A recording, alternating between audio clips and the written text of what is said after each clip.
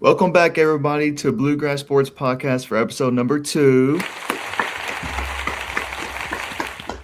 And today we're going to be talking about all the college teams in the state of Kentucky, not just Kentucky and Louisville. So we're going to be talking about Murray State. We're going to be talking about EKU and WKU. We're going to be talking about basketball and baseball as well. We'll dive into it individually. So I'll be talking about Murray State. DJ will be talking about EKU, and Tyler will be talking about WKU. So let's kick things off with the Murray State Racers. When it comes to their basketball team, this week they played Illinois State. They dropped that one 61-78. It was I would say Illinois State pretty much controlled that game. So hopefully next week they can bounce back. They also dropped a game Monday against Northern Illinois, and that they lost by 29 points. So not the greatest week for Murray State basketball. There's not really much to say about them right now. Even though they are third in their conference, they just had a bad week. So upcoming week they play Bradley, and then after Bradley, I think that's all they have in the regular season. Right now they are 12-7 overall. Sorry, they're 20-10 overall, 12-7 in conference, and they're looking forward to having a strong conference tournament coming up since they only have one regular season game left. So we'll keep y'all updated next week, and then we'll keep y'all updated how Murray State does in their conference tournament. And now moving on to Murray State baseball, they had their first game of the week Wednesday against North Alabama. They lost that one by 10 runs, 5-10. So they dropped that one. And then for the weekend series, they played Butler University at Butler. And for the Friday game, they won 6-0. Pretty solid outing for the Racers. And then the Saturday game, game 2, they won 6-4. Another solid outing for the Racers. And then the game 3, they also won that one. So that was a weekend sweep for the Murray State Racers. Other than the weekday game, that's pretty impressive. Any D1 baseball sweep on a weekend, that's pretty impressive. Now, during the week, you're not going to be using your best pitchers. Offense is going to be booming for both sides. So every team will drop a weekday game every now and then. But to pull off the weekend series sweep against Butler is pretty impressive for the Racers. And we'll keep y'all updated on the baseball team and how they're doing. So we're going to be moving on to DJ and EKU right now. So we're going to talk about some EKU basketball. Mm-hmm. EKU went 2-0 this week. They went on to play West Georgia in overtime, 81-80. It's a close game all the way through. Good battle by the EKU. Let's move on to the next one. They played Bellarmine yesterday, actually, which would be Saturday. Mm-hmm. Won 95-92. That's an in-state game too. In-state game. That's right. Congratulations to Eastern Kentucky for that W. Who do they play next week? Next week, they get into Queens, North Carolina. Queens, North Carolina, sorry. You're good. I saw NC. I was like, I thought I saw New York for a second. I'm sorry. Queens, New York just made a lot of sense. You're good. Now we're going to get into some EKU basketball, or baseball, sorry. They played Northern Kentucky Tuesday. They won 16-11. Then they was supposed to play in a 4-game series. Fourth game got canceled. So they played a 3-game series versus Dayton. They played a doubleheader on Friday. They lost both of those games, 7-17 and then 9-12. And then Saturday they lost again, 1-3. Now,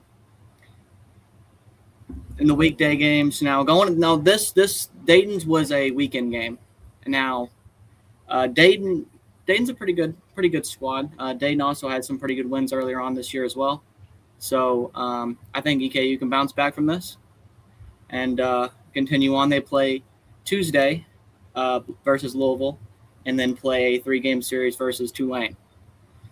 So we'll see how that game goes, and then we'll get to you on that next week, and we'll go to Tyler on WKU, the WKU. Hilltoppers. Starting off with WKU basketball, we got WKU taking the win over Delaware. They beat Delaware 88-87, but at halftime they were trailing 41-29. So a huge comeback win for the Hilltoppers. That was on Wednesday night. Now on Saturday night, which was yesterday, they took the win over Liberty in a seemed to be pretty easy win. Hilltoppers were leading 48-37 at halftime, taking the win 94-73 at the end. Now moving on to here we'll talk about the games coming up for WKU this week. On Tuesday they play New Mexico State. Sorry, Thursday. They play UTEP on Saturday at 3. So we'll see how those games go for the Hilltoppers. Moving on to baseball. On Monday, they played BYU to complete their 4-game series. That series tied. They lost that game on Monday, 8-12. So the series ended 2-2. On Friday, they played a doubleheader against Southeast Missouri. This was a 4-game series. They played a doubleheader on Friday. They played a doubleheader on Saturday. On Friday, they won both games. First game, 12-4. Very easy win. On later that day, they played and beat them 4-2. Now, on Saturday, their first game, they took the loss 7-8. One run loss, but they bounced back later that day, 11-8 win. So here we go to next week. Next week we have at Kentucky. So we'll cover that game next week. We'll see how that turns out. Big in-state game. Indiana, they play a 3-game series after that. So right up north, they'll go there. Well, I think that about covers WKU. Can we move on to Louisville? All right, so now we're going to go on to Louisville. We'll talk about Louisville basketball and baseball. Let's start out with baseball, and then we'll head towards the basketball direction. DJ, take it away with some Louisville baseball. So Louisville played Tuesday versus Xavier. They got the W 23-11. Big one for the Cards. A lot of hits, a lot of runs. So let me get you some stats on some hitting here. Alex Alicia went 4 for 7 with 3 runs and 2 RBIs. Lucas Moore went 3 for 6 with 3 runs and 3 RBIs. Tate Davis went 4 for 6 with 3 runs and 3 RBIs. Jax Hissel went 2 for 5 with 3 runs, 3 RBIs. Jimmy Nugent went 2 for 3 with 3 runs and 2 RBIs. Griffin Crane went 2 for 4 with 2 runs and 4 RBIs. Bayram Hott went 3 for 6 with 1 run and 2 RBIs. And Kyle Campbell went 3 for 5 with 3 runs. So overall, Louisville hit very, very well. Crazy game, crazy offensive game. And like I said earlier when I was talking about Murray State, the weekday pitching, there's not a lot of it. This was played during the week, correct, DJ? Correct. Tuesday. So Xavier, they lost, by the way. They lost this game. They still scored 11 runs and had 16 hits. That's not many cases where you do that much and still lose. That's crazy. And the fact that Louisville had 23 runs and 23 hits, that's just insane. That is a crazy offensive performance by Louisville baseball, and congrats to them. Yes. Tyler, can you pull up the pitcher for Louisville? I cannot find it on here for some odd reason. Yeah, let me see if I can pull that up. Thank you. Sorry, I couldn't. I just can't seem to pull it up on here. On the Xavier game? Yes.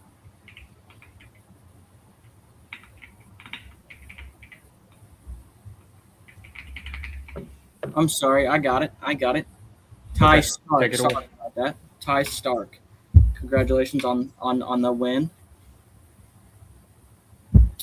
And now we'll move on into the next game of the week. Friday they faced Nebraska, won 4-2.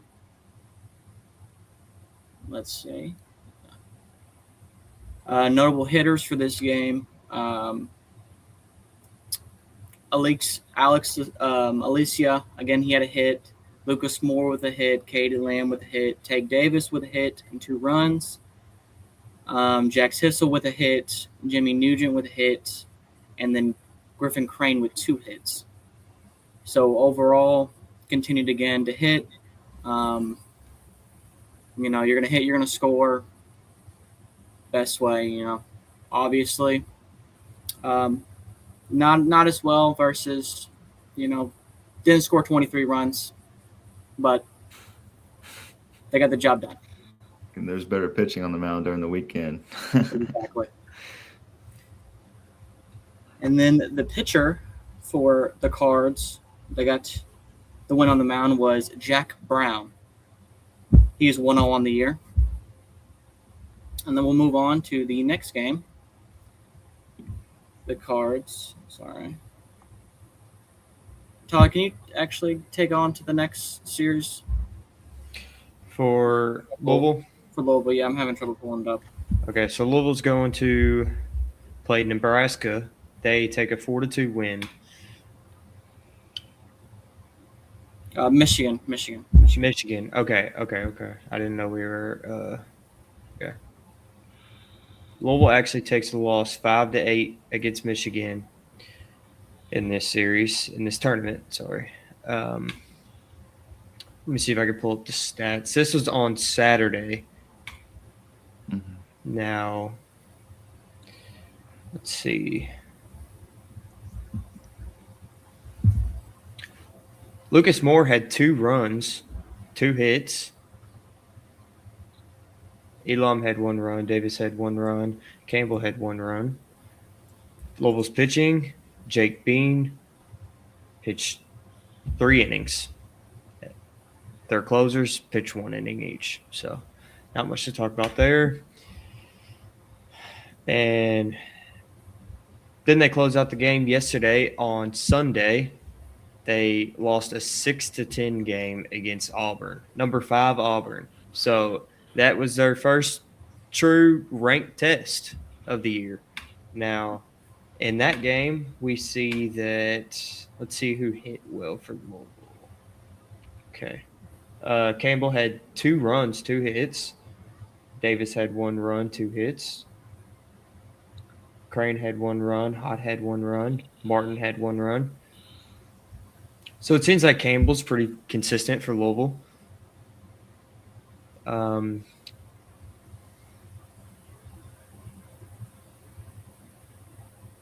So is Tag Davis. Shout out to Tag Davis. He's been doing great so far this season. Yes. Number 2 first baseman coming in. So, yeah. I'll be honest. I don't know how to pronounce this pitcher's name. Wyatt. I'm just going to call him Wyatt because I'm not even going to try. He had 3 innings pitched. He was the starter for that game. Louisville actually pitched 7 pitchers that game. Wow. And 3 of those didn't complete a full inning. That's not what you want to see at all. Yeah. So that kind of gives you the summary of that game. Yeah, and before we move on to Louisville basketball, we're going to do a little bit of predicting here with Louisville baseball. So as you could see, when they started out their opening series against Michigan State, it wasn't how they envisioned it to be. Right now, they're 3-4. They just played some real competition. Louisville did start out as a ranked team. DJ, do you know what they were ranked? Were they top 15? 8. So they were a top 10 team in the country. Now they are sitting 3-4 after playing some competition. How are you guys feeling? Because right now we did say that they are still a tough team and they just had a rough start, but they'll be all right. Now that they played some competition, do we still feel that way, or are we starting to get a little nervous about this team? With the loss at versus Auburn this weekend, I feel I still feel like Louisville should be fine. I feel like Louisville will get through it. I don't feel like it's going to hold them down, but I do feel like it shows that we can hit with a team like this, especially weekend pitchers. They're going to throw their best, especially in a tournament. Because this is a college series. How is it pronounced? The tournament, the little Amagi Bank College. Amagi Bank, yes, the Amagi Bank series. So I think they'll haul it out this year. What do you guys think? I think Louisville's going to be okay. They're always a team that competes. They're always like last year they were in the World Series. They're competitive years prior. They have an amazing head coach, in my opinion. All teams start out a little rough. I know 3 and 4 is not what you want to see at all, especially starting out a baseball season. But like I said in the last episode, you have a whole season ahead of you. So if you start out rough, you can't get too down on yourselves because there's a lot of games left to be played and a lot of baseball to be played. So we'll just have to see from here on out, but I think they will be okay. I think Louisville will end up fine. Now, taking a note down, I know, huge jump forward, but April 7th, Louisville plays at Kentucky. So I just wanted to see what y'all thought about that. I know it's far away. Mm-hmm. With the way both teams are playing right now, it's kind of a toss-up. Because we'll talk more about Kentucky baseball, but they're losing some games they probably shouldn't be losing. And it's probably the same way with Louisville right now. So it's kind of hard to tell because it's so early about what each team is going to do and how that outcome is going to be or what that outcome is going to be. I mean, I really do think that Louisville's playing more competition than Kentucky right now. So it's just hard to tell. I think it's too early to tell what's going on in April right now. I agree. We will find out. We'll find out here soon. Mm-hmm. All right, so now we're going to dive into some Louisville basketball after we just talked about some baseball. First game of the week, they played SMU. They dropped that one, but we're going to go over some stats for that. So obviously the best player, Mikael Brown Jr., he still had one heck of a game with 29 points. 5 rebounds, and 4 assists. The thing about him, though, is that he had 7 turnovers, which is not what you want to see out of your point guard one. And he played 35 minutes going 11 from 18 from the field, and he shot 50% for 3, which the turnovers is not what you want to see, obviously, but still overall pretty solid game. He contributed a lot with his points. You also have Javon Hadley scoring 14 with 9 rebounds. He contributed a lot, almost with a double-double.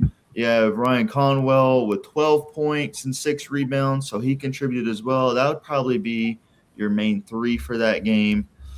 And then the other starters, Frew and McNeely had 6 points and Frew had 7 points, and they got 10 rebounds total as a duo. So overall, decent performance out of the starters for Louisville. But when it comes to their bench, you had Woolley with 8 points, and you had Zugris. Forgive me if I said that wrong. Zugris with 6 points. And other than Rogers with 3 points, they had 3 players on the bench with 0 points, and they all had playing time. The 3 players with 0 points played a total of 28 minutes combined. And they had no production on the floor whatsoever. So that is not what you want to see when it comes to your bench for Louisville. But for the starters, great overall game against SMU. All right, so this game for Louisville, very back and forth game, showed a true test of what it could be like for them in March. Now, SMU, they played a well overall game, back and forth game, the whole game, like I said. But last 3 minutes, it seemed like the turnovers were catching up to Louisville, unfortunately. I mean, as we hit like the 3-minute mark, which you'll see in the background here, I mean, Louisville, the turnover killed them.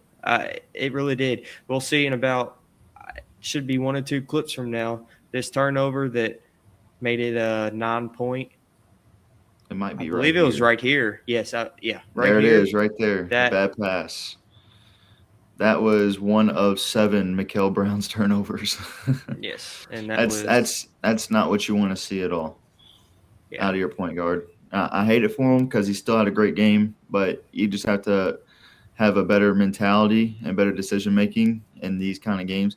Because last week we predicted Louisville to go 2-0 and take care of business, but we did mention that SMU was like 10-3, 12-3 at home. So we probably should have taken that into effect of making our prediction. So we were wrong about this game, but still a solid game from the Cards. Just didn't get the win. Moving on to the next game that they won that week, which is good. It was against Georgia Tech. The final score was 87-70. Looking at the stats, this was a more balanced game than the game they played against SMU. So leading the way again, Mikael Brown with 19 points and 31 minutes played. He had less turnovers this game, which is good. He had 4 rebounds and 2 assists as well. He shot 50% from the field, but he shot 3 for 7 when it comes to the 3-point range. And then when I say balance, I mean balance. You have Hadley with 17, you have Conwell with 15, you have McNeely with 14. With your starters, that is beautiful basketball. That is absolutely what you want to see. They all contributed. And the one starter that didn't was Frew. He had 2 points. He was 1 for 3, and he only had 4 rebounds. He didn't contribute the most, but the other 4 starters did an amazing job. Off the bench, your leading scorer was Rogers with 7. Then you had Khalifa with 4, and then Ruths with 3, and then Woolley had 3 as well, and so did Legg. But mainly your scoring came from your starting 5, or should I say starting 4 this game. Overall, really good game by the Cards and a great win. DJ, what are your thoughts on this game? I thought overall Louisville played a great game. I want to say, too, congrats to the seniors. It's senior night. Congrats to all the seniors who graduated this year. They got their minutes in this game. But great win over the Cards today. Was very dominant the whole game. Played their game like always. Shared the rock. It's always what you want to see out of any team.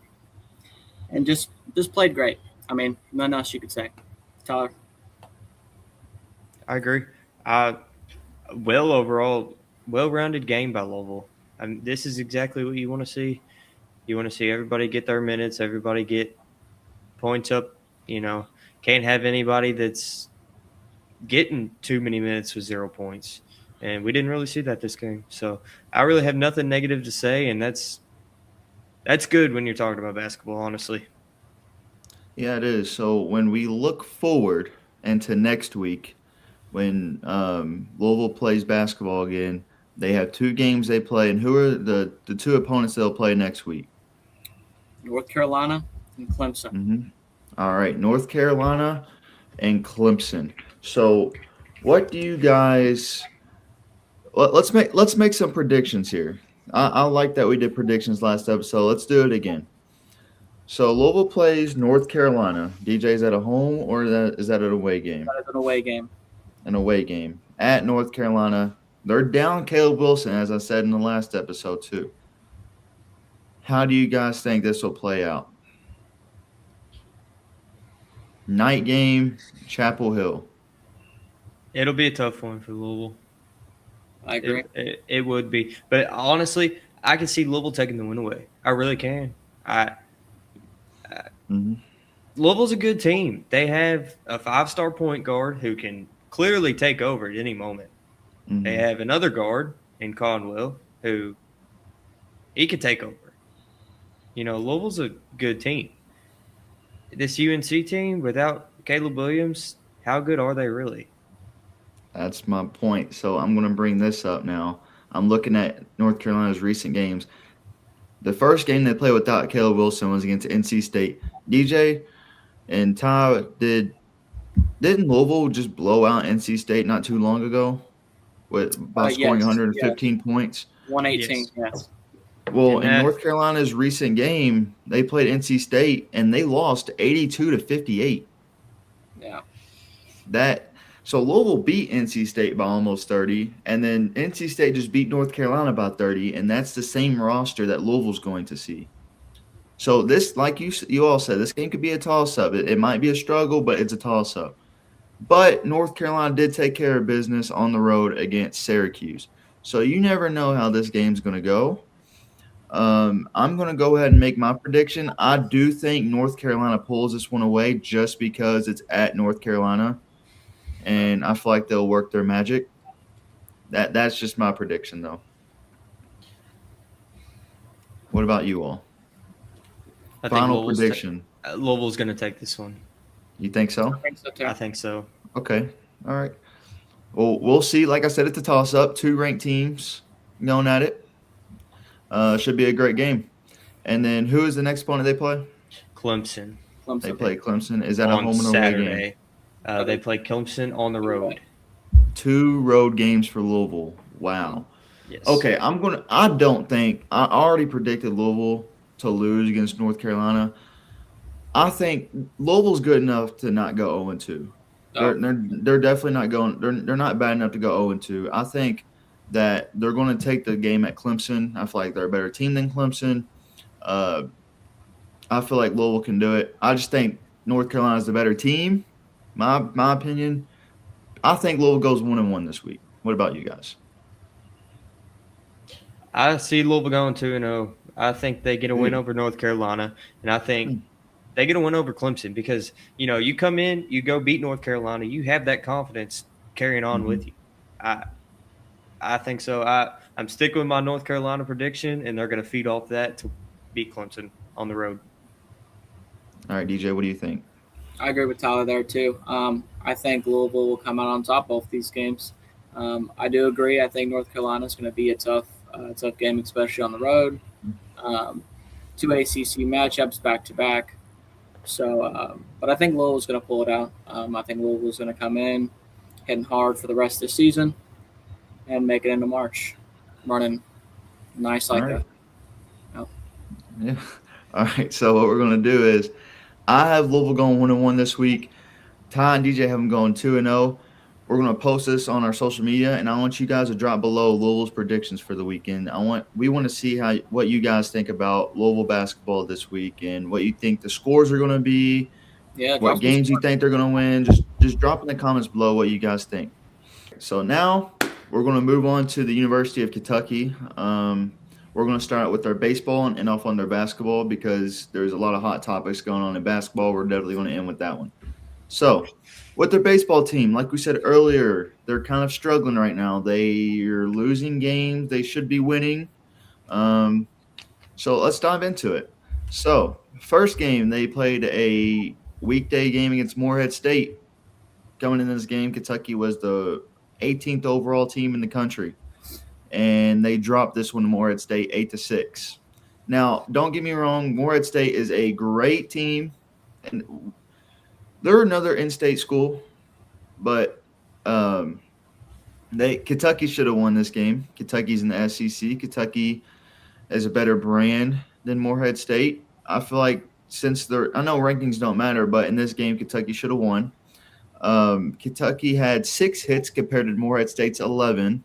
So this goes back to my argument earlier on the weekday pitching being not as good as the weekend series pitching. So really to highlight Kentucky's performance, your best hitters will be Hudson Brown going 2 for 4. And then you have Braxton Van Cleve, the DH, going 1 for 4. And then you also have Owen Jenkins, the catcher, going 1 for 4 as well. Other than that, there's not many great performances out of Kentucky that game. You have Tyler Kearney scoring 2 runs and Ethan Hindle scoring 2 runs, but that's about it. Not a great game for the Cats. The starting pitcher, Chase Alderman, had 5 runs, 4 earned runs, and 4 strikeouts. So not his greatest outing. So not the greatest game by the Cats. They took the loss on this one. This is Morehead State's first win against Kentucky in multiple years. I saw the stat online. I just forgot what year it was. So not a good look for the Cats. And we'll move on to the weekend series where they played Evansville. First game of the series was played on Friday. Kentucky took the win over Evansville 9-2. This was a great bounce-back win from the Morehead State game. Kentucky had 9 runs on 12 hits. Um, they're highlighting hitters for the game. You have Hudson Brown going 3 for 4, and you had Tharnish going 2 for 3, and you had Luke Lawrence going 2 for 4, Owen Jenkins going 2 for 5, and that's about it. That's the main hitters. Um, and then when it comes to their pitching, Jelkin, the one that we talked highly of the last episode, he threw 5 innings. He allowed 3 hits, 1 run, 2 walks, and 7 strikeouts, which that's pretty solid. So far he's through 2 games. He's looked pretty solid. So there's a lot more to look forward to when it comes to him when he's on the mound. All right. So now we're going to look into the second game of the series on Saturday. Kentucky got the win over Evansville 5-3. Kentucky had 12 hits, only having 1 error.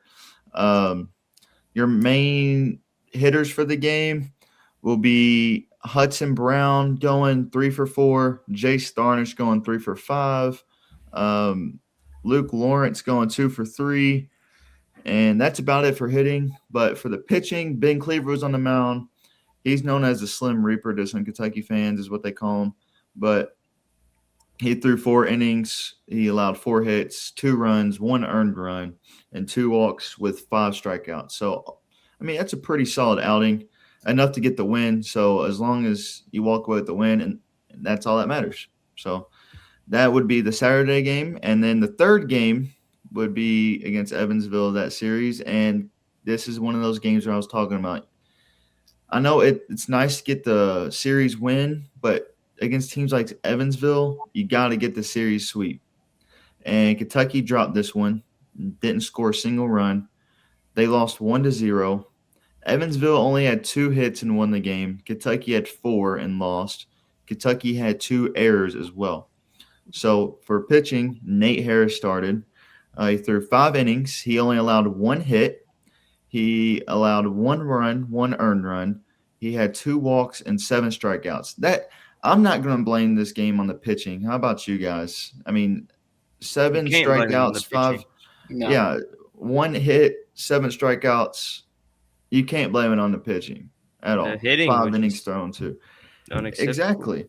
And the people that came in, the relievers that came in after them, they didn't allow a single run, and they only allowed 1 hit combined. So pitching was fine. The hitting, though, when I'm looking at this stat sheet, I'm seeing 0 for 5, 0 for 3, 0 for 3, 0 for 3, 0 for 3, 0 for 2, 0 for 2, 0 for 4, 0 for 1, 0 for 4, 0 for 3. I mean, that's not good. Not acceptable at all. You have somebody going 1 for 4, 1 for 4, 1 for 3, and 1 for 5. That's it. That's not acceptable. I know it was the last game of the series and you already won the series, but like I said, against teams like Evansville, I know D1 baseball. But if you are an SEC school, ACC school, Big Ten school, and you're playing smaller schools like this, you got to go for those sweeps because when you're playing in the conference, getting those sweeps are going to be harder. So not the best look for the Cats this game, but they did get the series win. So looking forward to the Kentucky baseball schedule. Tuesday, the Cats play the Tops, as we mentioned earlier. We'll cover that game in the next episode. And then they have St. John's in Lexington that weekend. So we'll cover that series as well. We'll keep you all updated on that. And now we're going to dive into some Kentucky basketball. Moving on to Kentucky basketball. You know, all I have to say about this is one thing. Pitiful. Terrible. Disgusting. Look, take a look. Kentucky fell apart. You know, when we look here at the stat line, you have Andrei Yelovich, 17 minutes, 4 points, 4 rebounds, 17 minutes.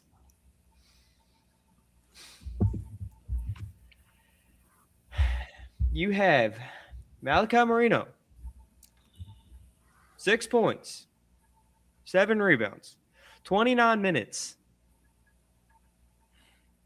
You have Brandon Garrison, 2 points, 5 rebounds, 13 minutes.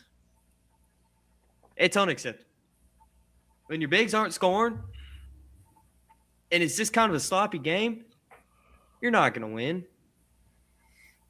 All right, so the only people keeping us alive in this game, right? Big props to Colin Chandler this game. Props to Aberdeen, right? Oway carried this game. He did. Everybody knows it. I mean, 28 points. Chandler, Oway, Aberdeen were the only ones that actually showed up to play. You can't play with 3 players and have this type of performance. That turnover right there, just shown on the screen, there was way too many of those during that game. Yes. It's unacceptable. I mean, now people are saying 0 that points in the Georgia last 3 minutes that are on the screen. Oh, yeah. There was way too many of those during the game. When I was watching, I noticed that. But keep going, Tom. Sorry. Kentucky just couldn't find a way to score. It just wasn't unacceptable. I mean,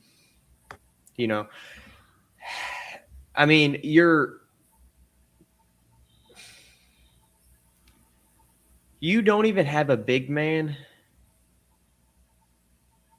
out rebounding Mo Diabate. Mo Diabate had 9 rebounds. Now, I will say he's a great rebounder, but when he's out rebounding your center, that is a problem. That's a problem. Everybody knows it. The centers where they were getting dominated by Cyril, I think is how you say his name. He was an original Kentucky commit. He had 14 points and 8 rebounds that game, and he had the game-winning and one at the end. But Moreno and Garrison, they couldn't hold him. He was more dominant and more physical than them. So that's why the bigs were taken out of this matchup. But, yeah, keep going. Can we have a tough conversation right now?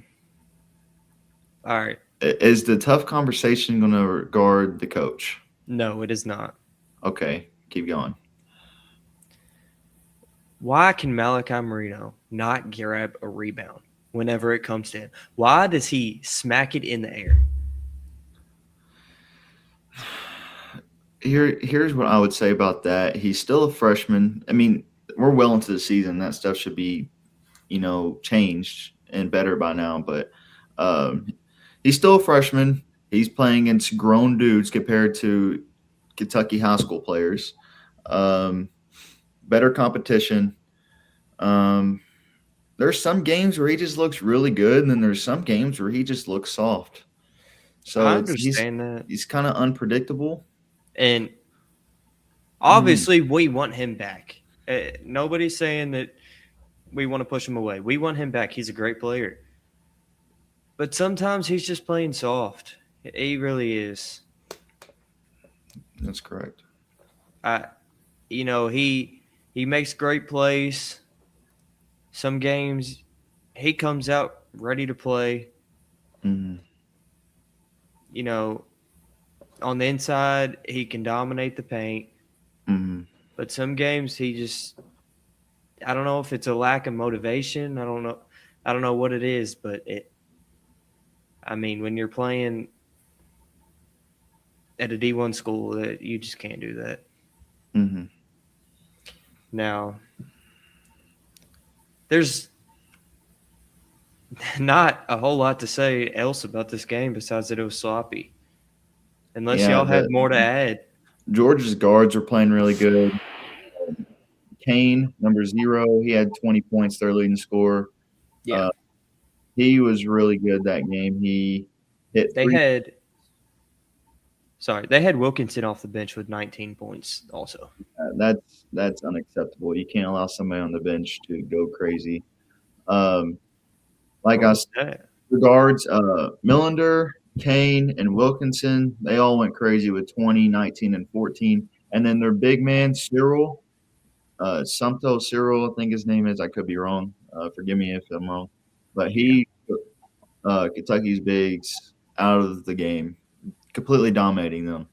So, yeah, this game was just very sloppy from the Cats. very unfortunate for the Kentucky fan base. And yeah, when a team starts second in the conference and then they drop down after bad losses like this to Georgia and to Missouri, um, obviously the fan base is going to be a little upset. So I would understand that. But yeah, this game, I feel like the Cats were dominated by Georgia. This is the second year where Georgia's beaten Kentucky. And yeah, that's all I have to say about that game. Just Georgia was the better team that day. And the score ends 86-78. All right, so now moving on to the Auburn game. Very low scoring game, as you could tell. Kentucky was winning at half, and really they were, I wouldn't say in charge of the whole game, but I think the Cats should have won this one. They just fell apart at the end. There was a controversial call we'll talk about. But when we look at the stats, Owe had 29 points, very dominant. That's usual for him. He went 29 points, 7 rebounds, and he went 11 for 20 in the field. Aberdeen with 15. He's been very solid recently. You have Chandler with 10 points, and that's Kentucky's main three right there. It's very consistent when we look at these stats and watch these games, who their top three are that play the most minutes. You have Moreno. I have Moreno with 7 points and Yelovich with 5. Moreno had 7 rebounds, but he also had 7 points. And then with your bench, you have Diabate with 4 points and you have Garrison with 4 points. But Noah and Johnson were basically non-existent, other than Noah grabbing 5 rebounds. So those are the stats for the Cats that game. Tyler, if you want to go more in depth of what you saw that game, go right ahead. Okay, one thing to add is we have Chandler, who had 5 turnovers in the second half alone. Two of those was he was forcing the ball to Moreno, and they were back-to-back possessions, I believe, back-to-back turnovers. Yes. Yeah. Now, this is not a very good Auburn team. They are coming off of 5 straight losses before this game. First-year head coach, the son of Bruce Pearl. His name is Stephen Pearl. Stephen Pearl, yes. Correct. This game was ran by 2 players, and they're familiar names to Kentucky fans. Otega Owe and Denzel Aberdeen. The only 2 players that seem to show up today. Now, Owe, he had, I believe, he had 29 points. 29 points. That's correct. And Denzel had 15. And also, we can note that Aberdeen was coming off of sickness, which is still unacceptable. Now, as we get to see the screen right now, we're going to see what happened with the final play and how it panned out at the end of the game. So, 74-71, right now, Kentucky is leading. 3-point game, and I think Kentucky fouled them to make – because they're up 3, low-scoring game. Yes. They fouled them. Now it's a 1-point game with 14 seconds left. Now, this is the controversial call, what everybody's talking about, the push from Chandler, and they called it an offensive foul. That changed the whole game. And then this is the last possession where Auburn misses, and then they get their own rebound and put it back with a second left. And that is how Kentucky lost that game. Nobody boxed out anybody. Auburn had multiple chances to score, and they executed on their third attempt. And the final score being 75-74. So, Tyler, if you could rewind – or sorry, whoa, you backed out. I was going to have – I could rewind. Here. Okay. Where do you want it? To the push-off. Yeah, okay. We go back to the push-off. I just want to talk about that a little bit. My opinion, as a ref, you can't call something like that late, that close in the game. I believe Chandler did push off, but I think Auburn sold it enough to get away with it.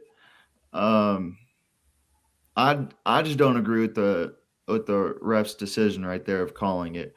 DJ, what do you think about that? Do you think it was a blatant push off, or do you think that was a little extra from the ref right there to call that I late in the mean, I game? can see a little shove within the play, but I don't think that's enough to call some, especially in a close game like this. 14 seconds left. Mhm. It's not something you want to see. I wouldn't have called it, but Okay. So from a basketball perspective, Right. here's my opinion on it. Chandler had his arm like this. He extended his arm. As a basketball fan, you cannot extend your arm right there. Now, watching this game the whole way through, everybody on the court was doing that. Everybody on the court was doing that with zero call. That did happen throughout the game on both sides, and there was no call Yes. until Chandler made the push. So That's why it's controversial. You cannot call that with 14 seconds left in the game, Mhm. knowing that changes the entire game. And to note, the official was, I believe it was the official back in this area over here near half court that called the call. He had Mhm. two Auburn players in between him blocking his view. So I'm not going to say that it wasn't a foul. I'm not going to say that it was a foul, but I'm just going to lay out the facts. We're going to also post this clip on social media. So if you have any opinion on whether this was a push off and the right call or if the ref screwed this up, you drop your opinion down low in the comments and let us know what you think about that. Did you see Mark Pope's post game press? Yes. Or Do you post-game have the conference? quote? Do you have the quote, or do you want me to pull it up and read it? I can pull up the video if you'd like me to. yeah, pull it up. Oh, yeah. Pull up the video. I haven't seen that. Pull that up. Okay. So, okay, just to give you a little background to you, DJ, and the viewers. Mark Pope had his post game press conference, and you could tell he was very frustrated of what just happened. All right, so this is the Mark Pope press conference after the game. We have the video of it, and we're going to show it to you guys. Mark, walk us through what you were thinking after the call there with Colin. Well, we're not allowed to talk about the referees, but you guys saw it, and I think sometimes it's just super personal. So I'm not allowed to comment on the referees. I won't comment on the referees. It's unfortunate that, it's just unfortunate. So That right there, he's taking I feel like he's taking a shot at the referees, but he's not doing it at the same time. He knew what he was doing when he did that. Owe Very had, passive-aggressive. 29 in the game, also in foul trouble late, but you put him back in there down the stretch. What did you see from him and to play him with 4 he was fouls? unbelievable what he overcame and who he overcame tonight. Like, a lot of times it felt like he was playing, 1-on-7 or 1-on-8. Sometimes that happens. I thought he was brilliant. I thought our guys attacked it great. And we just came up short. We need to make one more play. We didn't make enough plays. Credit to Auburn. Coach, you held Keyshawn Hall tonight, 3 of 15 shooting, didn't get to the line until super late. What was the defensive assignment there, and what were y'all looking at to attack him? Ortega did a nice job. I thought Mo did a nice job. You could tell he's just so frustrated with his facial expressions and him cutting off the reporter. I mean, it's frustrating. You're the head coach of Kentucky basketball, and what do you say to you're them 0-2 on the week. Well, we refuse to give control to people that are outside of our program. Refuse. Regardless of how personal it might get or how bad it might get, we refuse to give control to fans, to give control to anybody else associated with this game. Regardless That's a good of statement. how blatantly people are trying to make this not happen, we refuse to give them their power. That's what I talked about. We have 48 hours to turn this around. We got a massive game at South Carolina. We're going to go find a way to win it because that's what we do. So we're not giving away our power. We're not. It's a good statement. We don't make excuses. We don't do that. Regardless of what is happening, regardless of how disgraceful things are, we don't give away our power. Regardless of how embarrassing, personal, awful, like unacceptable things are, we refuse to give away our power. Keyshawn Murphy finished 25 points. I guess what do you see from him and what gave him so Yeah, many problems. I thought they did a nice job kind of attacking our X out. I thought he was really good. He hurt us on the glass early. They did a nice job finding him. You know, he's a big, powerful, strong. Still complimenting Auburn though. I don't think he had a problem with Auburn. I think he just had a problem with the referees. That's what his statement earlier was talking about. And performed well. Mark, Two you more guys questions. Now, you had won 7 of 8. Now, lost 3 in a row. The last 2 been up 9. What's the message to the team to get them to bounce back in this next 48 hours? Message to our team, man. We come to compete. We're coming to compete. We're a little short-handed right now. That's where I disagree. And I thought the guys put together a great effort. He said that there needs to be no message to the team, and they just need to continue to compete. That's where me and Pope disagree. You know, trying to consider nonsense. We're trying to win games. Coach, Elijah Freeman came off the bench for Auburn, put in 11 points. Can you talk about what kind of mismatches he created Yeah, for he's you a there? terrific player. He's really athletic. I thought he was Still cutting off the reporters. did a good job tonight. He can hurt you off the bounce. He made his first 3 from the corner. You know, and he has a length to him. I think he's a good player. I think he's got a great future. It did not catch the clip, but I'll just read. I don't know. The only place you might find it, Ty, is X. Yeah. But I'll just we could just read read the quote. Yeah. So, obviously, it probably cut it off there, but there is the clip's all over X. But I'm just going to read the quote. Let's see if I can find it. Let's see here. All right. So Mark Pope, we saw him get up out of his seat and walk away. Obviously, he's going to the locker room to his team. While he's walking away, there's a camera still rolling, and it caught the saying that he said, the quote that I'm about to read. It says, Mitch, talking to our athletic director, Mitch, if those MFers try to find me, screw them. I didn't say a word about how they cheated us. So he's implying that the officials cheated Kentucky out of this game. He didn't. You could tell that post-game press conference we just showed was a little directed towards the refs, but he never really came out and was like, they cheated us, we got screwed. But that was caught on camera. So I still think he's going to get fined for that just because it was caught on camera and it's going viral. But Yeah. I like the fire. I feel like Kentucky needs that. I think Pat Kelsey brings the fire to Louisville. He's very energetic, gets the students going after what they experienced through Kenny Payne.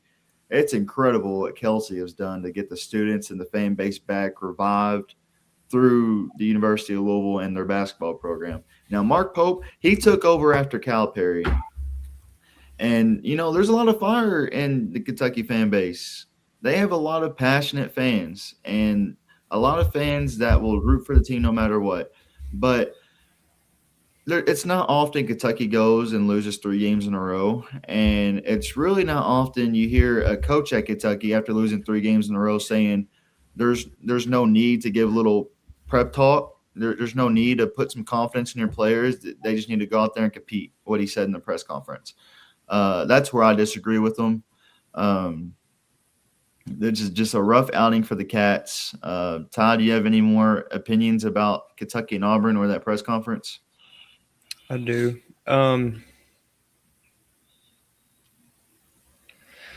Well, first, I just want to say that, I mean, it was a bad loss for Kentucky because, you know, this Auburn team's not good. Like I said, Kentucky is in a rough spot right now. You know, this Kentucky's fan base is very impatient, and everybody knows that. You know, ever since 2013, they've been wanting their 9th title. You know, 2012 obviously was their last title. Now, they were close in 2015. Some say they should have won it in 2020 when the tournament got canceled. You know, we'll never know, you know. Mm-hmm. So fans are impatient. Fans want the title now. Is Mark Pope the guy? Is he Okay. going to bring you a title? That's So, okay. Okay, so let's talk. Let's That's talk what I about want to that. know. That's what I want to know. Let's talk about that as the trio here.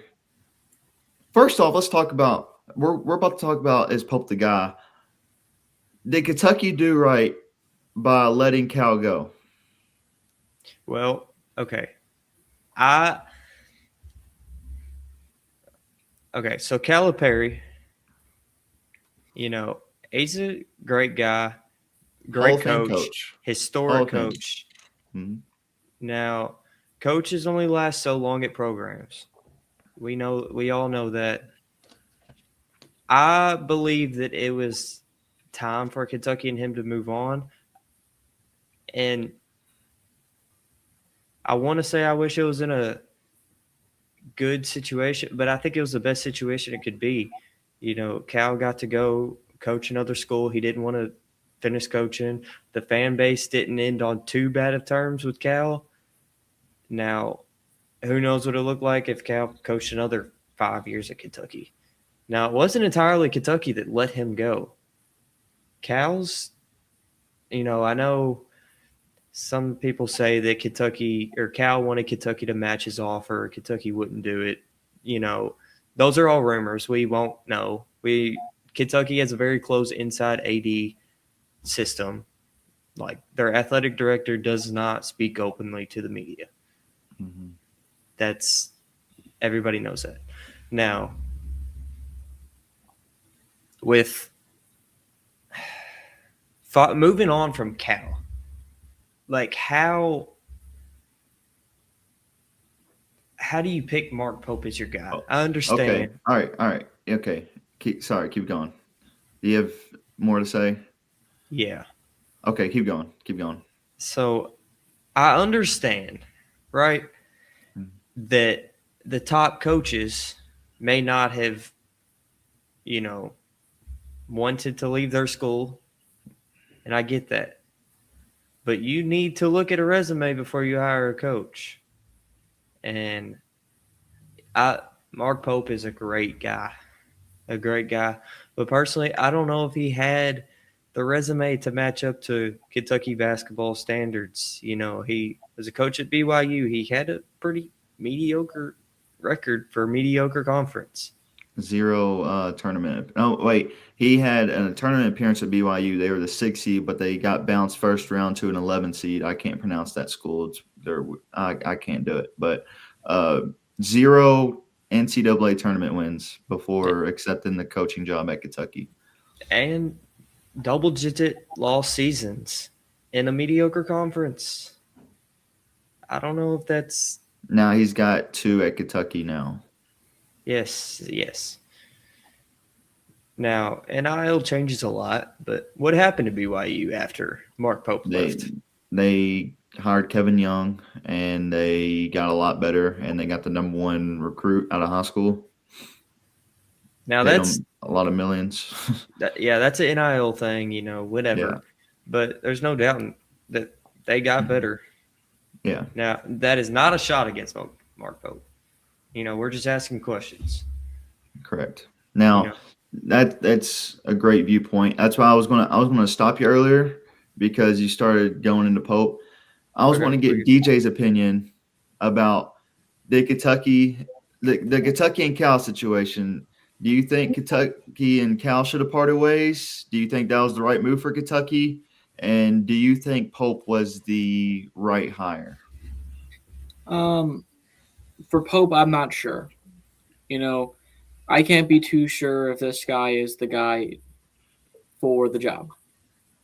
I'm not sure anybody will know until March comes up again or possibly roll into next year. This depends on how much time people give him, But Cal, I believe it was time. I do believe it was time for him to move on to another squad. For him, at least. Not for Kentucky.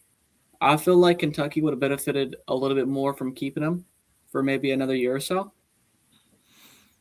But that's just what we're saying now from, obviously, switching to Pope and seeing what he's got going on over there. So, yeah. That's my thoughts on it. Okay, so here's what I'll say about the situation. I'm gonna start off with the first question about if it was right for Kentucky and Cal to part ways.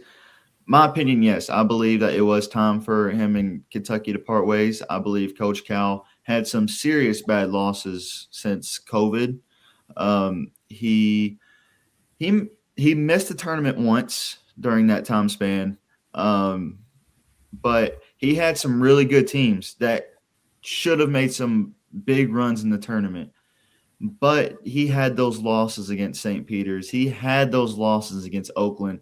He had Reed Shepard, he had Rob Dillingham, and 20 points per game scorer Antonio Reeves all on the same team.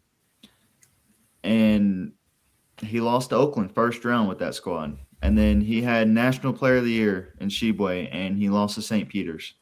So the Kentucky fan base, like Tyler said, they can be a little hesitant. What would you say about wanting number 9 so bad? Like Impatient. impatient. That's right. That's the word I'm looking for. They're a little impatient. So when you're making those kind of losses with those kind of rosters, you can't really blame the Kentucky fans for feeling the way they did. So I think it was time for Coach Cal to leave. It's just unfortunate for Kentucky fans that he went to the SEC rival, and that sparked up a whole new level of that rival. And now when Kentucky let go of Cal, well, Cal kind of just left. He stepped down because he said the fan base needed a new voice. When you're Kentucky and you see that message from your former Hall of Famer coach that just coached for you over a decade, you look at the best top names of coaching in basketball right now. The first name that they went for is UConn's coach, Dan Hurley. Dan Hurley, he even rejected the Lakers job when he was offered. I'm pretty sure he was offered the Lakers job. He turned that down, and he turned Kentucky down, saying he wanted to stay up north, which is totally understandable. I feel like Kentucky fans would have liked him, but just unfortunate you couldn't get the best coach in basketball during the time. Then they went to it's Baylor's coach. I keep getting the names mixed up. Is it Drew Scott or Scott Drew? I think it's Scott Drew. That sounds more right. I feel like it's Scott Drew, which I don't know. You threw a curveball at me right there, but Yeah. I feel like that was the second name on their list, and he decided to stay in Texas and Baylor. So Kentucky's top 2 options. Now we should be glad about that one. Yes, they're not the greatest anymore, but I feel like they also chased Nate Oates, didn't they? Was Nate he in the Oates, conversation? Nate Oates turned down the job before the job was even offered. So Okay. Alabama hurried up and extended him. I'm pretty sure extended him Mhm. before Kentucky could even. I don't think Nate Oates would have even came to Kentucky because he loves Alabama. I'm pretty sure. But that's a whole other conversation. But their third name was Mark Pope. Mark Pope was team captain of the 1996 national championship team under Rick Pitino. He played in the NBA as well. He has that experience. He started out his coaching career at Georgia, and then he started at smaller schools in Utah. And then he went to BYU. Like you said, Ty, didn't have the most impressive record. But after going 0 for 2 in coaching searches, I think they kind of settled in on the former player because you got to look at like Duke. They hired a former player, and it worked out for him. There's other schools. I'm pretty sure North Carolina's coach, Coach Davis, he played and went to UNC as well. Now, Kentucky was trying to do the same thing, and they went after Mark Pope. There was a lot of energy around that because all the Kentucky fans loved Mark Pope for the 1996 squad and what he brought home. They had a free press conference. It was sold out. Everybody showed out for Coach Pope, and he got a lot of hype and recognition, and the Kentucky fans loved him. And he only had 1 month to put together that roster he did. He got Lamont Butler, Jackson Robinson, Andrew Carr, Amari Williams, Otega Owe, Kobe Brea, that team. that he put together. You can't forget, Coach Pope had Kentucky in the top 5 at one point last season. They were a top 5, top 10 team. They stayed ranked most of the season. He showed a lot of promise. He did really good when it came to that. That was pretty impressive to put together that roster in 1 month and be that competitive, beating Cooper Flag and Duke. That's pretty impressive. Now, they also made it to the Sweet 16. That's the furthest they made it since COVID, which is really impressive. They got a lot of hype behind them. But now, for this season, he had more time to construct a roster, get the transfers and the players and the money that he needed.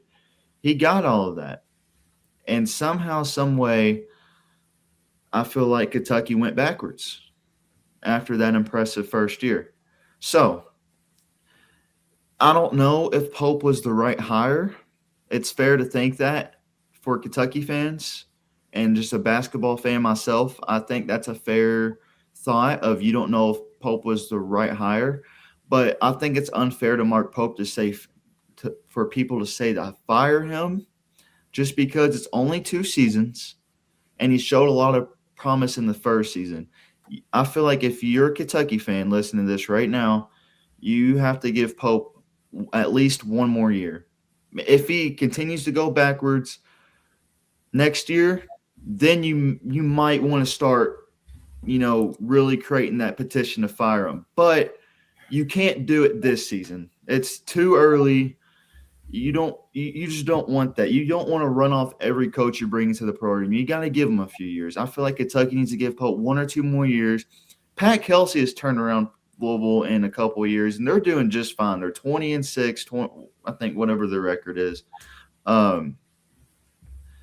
You just got to give Pope another year. We have to look at how many recruits that Kentucky has for next year, too. That is true. That's another good point. So now Cal brought in a lot of 5-star recruits that got the fan base really excited. But it's a new era of college basketball. Yes, you want those recruits, but you can't just go get the top 5 stars that are in next year's class. As you have to, as a team in this era of basketball, you got to just try to get 1, maybe 2, because it's transfer portal era, and it's just a new era. And I don't know how Kentucky and Cal would have done with that. So, like I said, I believe that Cal leaving Kentucky was the right choice. It was time for Cal. But I think it's fair to say you don't know if Pope should be the coach at Kentucky or not. I wonder what Pope's thought process on that is. If he's wanting to hit the transfer portal only, or whenever I remember his first press conference, and he was talking about how he wanted to construct his roster. He said he wanted to bring in 2 or 3 recruits a year, which was last year it would have been Malachi Moreno, Jasper Johnson, and Caden Lewis, who eventually decommitted and went to Villanova. Mm-hmm. So he wanted to bring in 2 or 3 freshmen. He wanted to keep around 3 or 4 people. He wanted 3 or 4 returners, and he wanted to fill the rest of the squad with transfers. So he wanted a balanced roster is what he was basically telling the crowd. Now, do you think Kentucky's in need of a GM?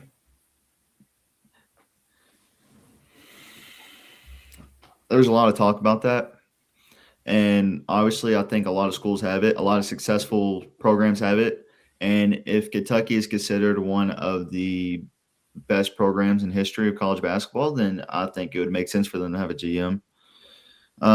Still talking about Bluegrass sports, when you look at Kentucky football, they have their own GM now. They haven't had one in forever. Now they're having the program rolling with Will Stein, and now there's a lot of hype around the program because they got a new coach, and he brought a GM that's getting a lot of recruits now and transfers. Now going back to basketball, Kentucky doesn't have a GM. Kentucky is looked at as one of the most dominant programs in college basketball history, and they don't have a GM. So I think it's something to look forward to if you're a Kentucky fan or if you're in Kentucky athletics. I think it's something you just might want to take a look at, just to see how it can help you. Because obviously the roster construction from Coach Pope and his staff, I think it's well known. You grade it an F if they start out as the 9th team ever or not ever, if they start as the 9th team, like ranked in the country, and now they're unranked with double-digit losses with a bunch of bad losses at home, it's just you got to look for something new because obviously something isn't working out. I'm not saying you don't fire Pope. I'm not on the fire Pope train. You got to give him another year. And if there's another one of these years, then yeah, I think you look forward to firing Pope because, like you said, Ty, Kentucky basketball is the golden standard. Like Louisville is top 10, arguably top 5 all time when it comes to basketball. But when you look at Kentucky, they're number 1 all time, most wins, second most championships. There's a gold standard there. There's a gold standard at Louisville too. You can't be bad at Louisville; they'll run you out of town. That's what they did to Kenny Payne. But for Kentucky, I mean, you're number 1. Everyone's looking at you. You have millions of viewers at every game you play. You got to have that standard. You got to be good. You got to do whatever it takes to be good. Even in a year like this, Kentucky finds its way to be number 1 in ratings somehow. Yep. Yeah. I don't know if that's the Kentucky fans in the state of Kentucky just like overwhelming the ESPN ratings, or I'm not sure what that is, but I mean, that is a fact. Right. So here's what we're going to do. We're also going to put this on social media. We're going to be posting reels and TikToks from these episodes, and we're going to get your all's opinions about what's going on each week. But this week, we're really talking about Kentucky being 0-3 in their last 3 games. They dropped Florida, they dropped Georgia, and they dropped Auburn. Pope's seat's it's warm, but it's starting to get a little hot. So in the comments, do you think Kentucky should keep Pope? Do you think they should let him go? Do you think they did wrong letting Cal walk to Arkansas? Let us know in the comments what you all think, and we would like your opinion. I don't think that Kentucky should fire Pope. I'm not on the fire Pope train. I think that Kentucky should give him a couple more years. But, yeah, just let us know. Let us know what you think. We'd love your opinions. And I think that's all we have to talk about today. Do we have anything else to talk about? Did we cover it all? I think we're good to wrap it up. All right. So thank you guys for tuning in for this episode. We're going to try to post every week. We record these on Sundays, so we're going to try to have it out by Monday, post on Mondays each week, and then we'll post reels throughout the week and TikToks of opinions and polls and keep up with stories on final scores. But thanks again for tuning in. It means the world to us, and I hope you have a great rest of y'all's evening and day. Thank you so much. Thank you.